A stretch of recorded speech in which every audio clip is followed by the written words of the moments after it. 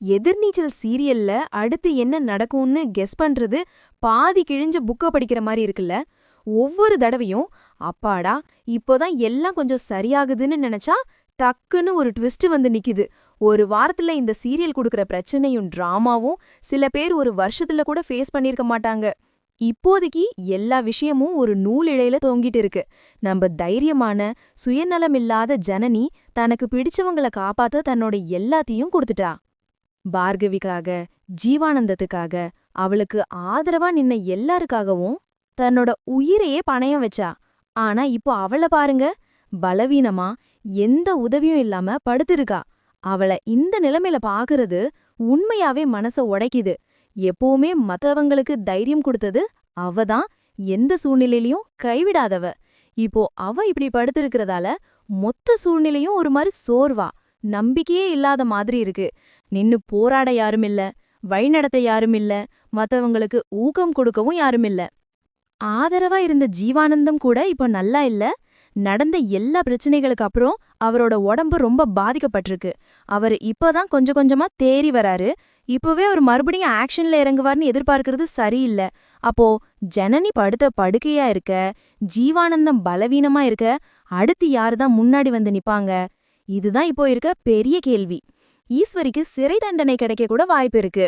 அப்படி ஒருவேளை நடந்தா ஒரு சில நாட்களுக்கு நிம்மதி கிடைக்கும்னு நம்பலாம். ஆனா ஒண்ணு மறந்துடாதீங்க, இது எதிர்நீச்சல் சீரியல். இங்க நிம்மதி ரொம்ப நாள் நிலைக்காது. எல்லாம் நல்லா போகுதுன்னு நினைக்கும் போது அதை விட பெரிய பிரச்சனை ஒண்ணு வந்து நிக்கும். இருந்தாலும் கூட இவ்ளோ டென்ஷனுக்கு அப்புறம் ஒரு அழகான விஷயத்த பார்க்கணும்னு ரசிகர்கள் ஆவலோட காத்திருக்காங்க. அதுதான் தர்ஷன் பார்கவி கல்யாணம்.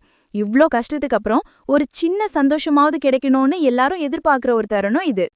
ஆனா மறுபடியும் ஒரு கேள்வி, ஈஸ்வரி சும்மா இருப்பாளா இல்ல மறுபடியும் வந்து எல்லாத்தையும் கெடுப்பாளா? இதுதான் இப்போ இருக்க பெரிய சந்தேகம். ஒண்ணு மட்டும் நிச்சயம், ஆதிகுணசேகரன், கதிர் அவங்களோட கெட்ட டீம் ஜெயிக்கணும்னு யாருமே விரும்பல. அவங்க ஏற்கனவே ரொம்ப சேதாரம் பண்ணிட்டாங்க. அவங்களோட தந்திரமான திட்டங்கள், ஏமாத்து வேலைகள், மத்தவங்களோட நிம்மதியை எப்படி கெடுக்கிறாங்கன்னு நம்ம எல்லாரும் பார்த்திருக்கோம். இப்போ அவங்க பண்ண தப்புக்கெல்லாம் அவங்களுக்கு திருப்பி கிடைக்க வேண்டிய நேரம் வந்தாச்சு. ஜனனி டீம் ஜெயிக்கணும். நாமும் ரசிகர்களா அதை தான் எதிர்பார்க்கிறோம். உண்மைக்காக நின்னவங்க கடைசியா சந்தோஷமா இருக்கணும். ஜனனியும் ஜீவானந்தமும் பட்ட கஷ்டங்களுக்கு நீதி கிடைக்கணும். எல்லாத்துக்கும் மேல தர்ஷன் பார்கவி கல்யாணம் எந்த பிரச்சனையும் இல்லாம அழகா நடக்கணும்னு ஆசைப்படுறோம். ஆனா உண்மைய சொல்லணும்னா இந்த சீரியல்ல சர்ப்ரைஸுக்கு பஞ்சமே இல்ல. டைரக்டர்ஸ் எப்பவுமே நமக்கு புதுசு புதுசா எதையாவது வச்சிருப்பாங்க. அப்போ நீங்க என்ன நினைக்கிறீங்க மக்களே? ஈஸ்வரி ஒரு ஷாக்கிங் கம்பேக் கொடுப்பாளா? ஆதி குணசேகரனோட பிளான் இந்த தடவை தோத்து போகுமா? இல்ல வேற ஏதாவது பெரிய ட்விஸ்ட் நமக்காக காத்திருக்கா? உங்களோட கருத்துக்களை கமெண்ட்ஸ்ல சொல்லுங்க. நான் உண்மையாவே நீங்க என்ன நினைக்கிறீங்கன்னு தெரிஞ்சுக்க ஆசைப்படுறேன். பர்சனலா இந்த குழப்பங்களுக்கு அப்புறம் ஜனனி இன்னும் பலமா எழுந்து வந்து ஆதி குணசேகரனுக்கு ஒரு சரியான பதிலடி கொடுக்கணும்னு நான் நம்புறேன்.